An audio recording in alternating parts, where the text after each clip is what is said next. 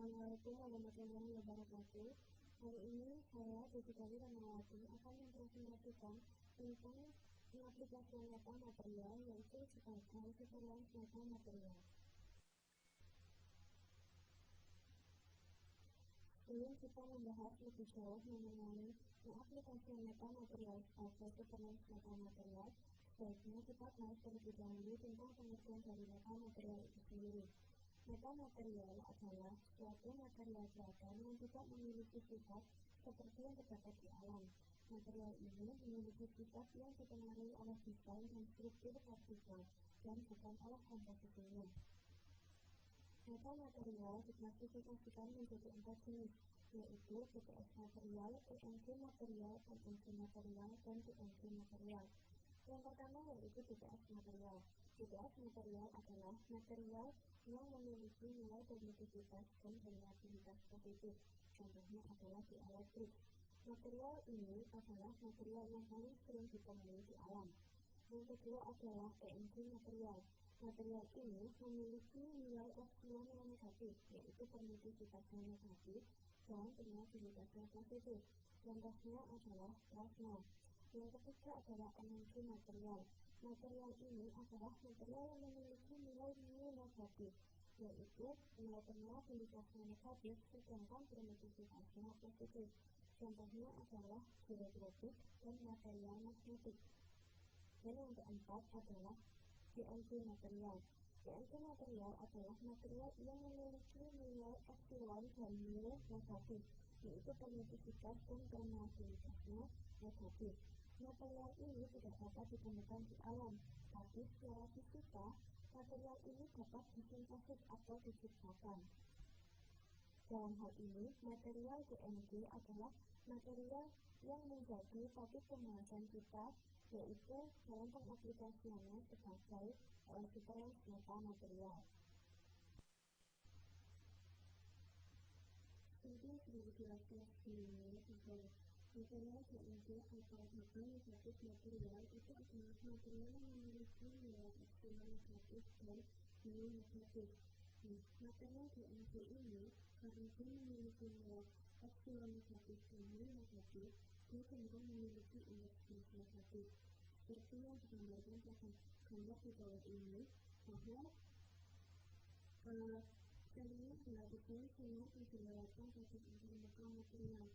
Untuk material yang memiliki indeks gas positif, maka sinar akan dibiaskan pada bidang yang berbeda dengan bidang sinar metan. Sedangkan jika sinar dilewatkan pada antarmuka material yang memiliki nilai indeks gas negatif, maka sinar cenderung akan dibiaskan pada bidang yang sama dengan arah sinar yang datang.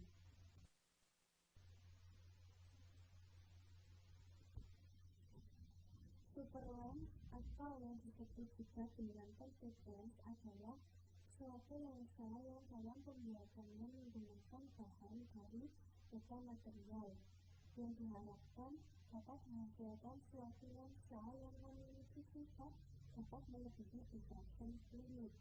Nah, kelebihan superlines ini sendiri jika dibandingkan dengan lensa konvensional, yang pertama adalah memiliki resolusi yang tinggi, yaitu 3 kali lebih besar jika dibandingkan dengan lensa konvensional.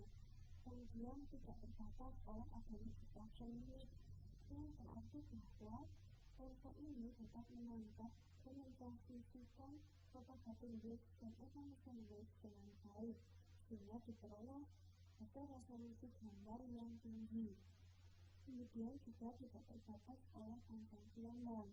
Maksudnya bahwa superlines ini dapat digunakan untuk memvisualisasikan suatu objek dengan menggunakan panjang gelombang foton yang di bawah panjang gelombang sinar panjang. Berikut ini adalah perbedaan antara propagating wave dan emission wave. Untuk propagating wave sendiri itu merupakan gelombang yang berada cukup jauh dari objek yang akan divisualisasikan, dan propagating wave ini berfungsi untuk memperjelas gambar yang berada pada jarak yang jauh. Sedangkan untuk emission wave itu merupakan gelombang yang letaknya dekat dengan permukaan objek, sehingga gelombang inilah yang kemudian akan memperjelas detil-detil dari suatu objek yang ukurannya kecil dan jaraknya sangat dekat dengan lensa.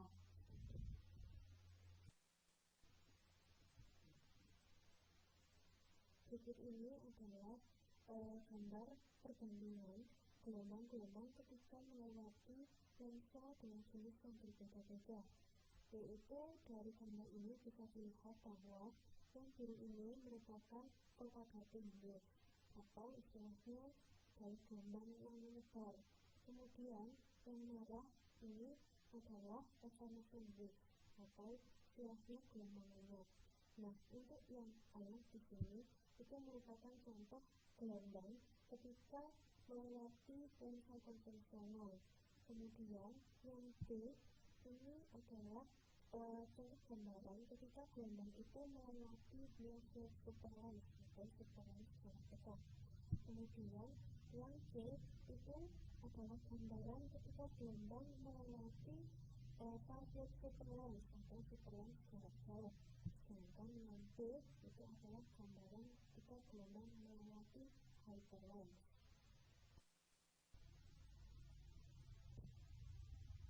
Berikut ini adalah gambaran mengenai gelombang ketika melewati lensa konvensional.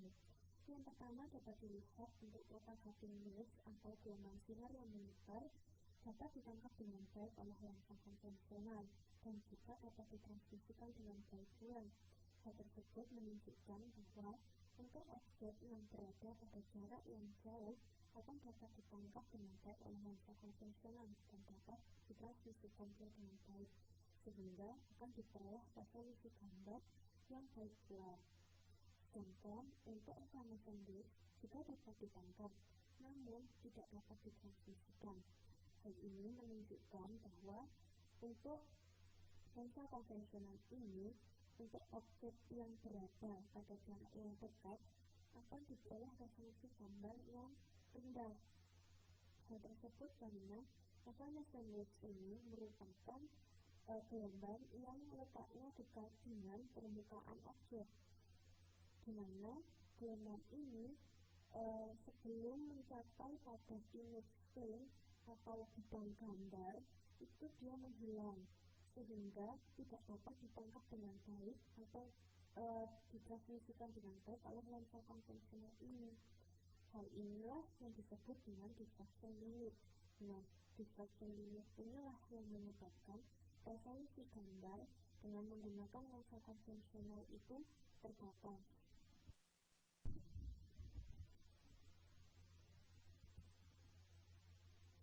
Berikut ini adalah gambaran mengenai gelombang yang melewati network superlens. Untuk propagating wave dapat dilihat bahwa propagating wave dapat ditangkap dan ditransmisikan dengan baik oleh network superlens. Demikian pula, untuk evanescent wave juga dapat ditangkap dan ditransmisikan dengan baik oleh network superlens. Nah, pada superlens ini, gelombang evanescence dapat dituntaskan. Hal tersebut menunjukkan bahwa untuk objek-objek yang memiliki ukuran yang sangat kecil akan dapat dihasilkan resolusi gambar yang baik jika menggunakan superlens ini. Demikian pula jika superlens ini diletakkan dengan jarak yang sangat dekat dengan objek, maka akan dihasilkan gambar dengan kualitas high diffraction limited atau dengan kualitas gambar yang memiliki resolusi yang tinggi yang tidak terbatas oleh adanya diffraction limited. Sedangkan selanjutnya adalah fase superlens. Pada gambar dapat dilihat mengenai gelombang yang melewati fase superlens. Untuk propagating wave dapat dilihat bahwa fase superlens dapat menangkap dan mentransmisikan gelombang propagasi ini dengan baik. Demikian pula untuk evanescent wave dapat ditangkap dengan baik dan ditransmisikannya dengan bentuk seperti gelombang propagasi. Hal tersebut dapat terjadi jika superlens ini dikombinasikan dengan coupling element, sehingga akan dihasilkan gambar dengan resolusi tinggi karena memanfaatkan gelombang fotografi. Nah, coupling element di sini itu adalah elemen lain yang memiliki sifat mentransmisikan dengan baik, yaitu contohnya adalah emas atau perak.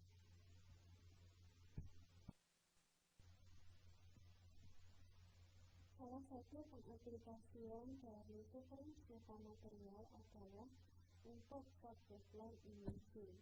Short-wavelength imaging merupakan salah satu contoh pengaplikasian superlens metamaterial dalam hal optik mikroskop. Optik mikroskop yang memiliki kemampuan untuk melihat objek atau organisme pada panjang gelombang di bawah sinar tampak. Short-wavelength imaging ini merupakan teknik imaging yang unik yang berfungsi untuk memvisualisasikan suatu objek dengan panjang gelombang yang lebih kecil daripada panjang gelombang foton yang digunakan untuk mentransmisikan atau untuk menangkap dari objek tersebut. Sebelumnya, teknik ini secara fisika dianggap tidak mungkin. Namun, seiring dengan perkembangan metamaterial, maka short-wavelength imaging ini dapat dilakukan dengan cara memanipulasi sinar tampak untuk dapat melihat objek yang sangat kecil dengan panjang gelombang di bawah sinar tampak. Nah, metamaterial yang digunakan di sini adalah menggunakan lapisan logam seperti emas atau perak yang bertindak sebagai superlens.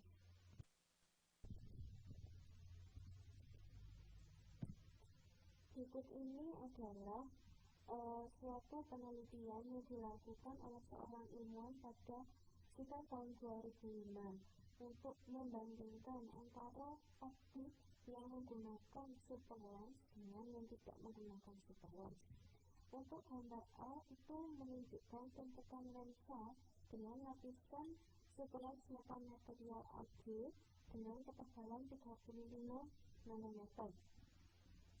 Pada gambar tersebut dapat dilihat bahwa superlens AG diletakkan di antara fotoresis dan lapisan PMMA atau polymethyl methacrylate, dan tujuannya adalah untuk menangkap dari objek yang dalam hal ini berupa tulisan nano yang dibuat dalam suatu lapisan kromium yang kemudian diiluminasi atau disinari dengan sinar dengan panjang gelombang 365 nanometer. Kemudian yang B itu menunjukkan tumpukan lensa dengan lapisan PMMA dengan ketebalan 35 nanometer yang berfungsi untuk menggantikan lapisan AG, yang berarti bahwa pada gambar B ini adalah untuk optik yang tanpa menggunakan superlens metamaterial yang juga berfungsi untuk menangkap gambar yang dalam hal ini objeknya berupa tulisan nano yang juga dituliskan pada lapisan kromium yang juga diiluminasi dengan sinar dengan panjang gelombang 365 nanometer.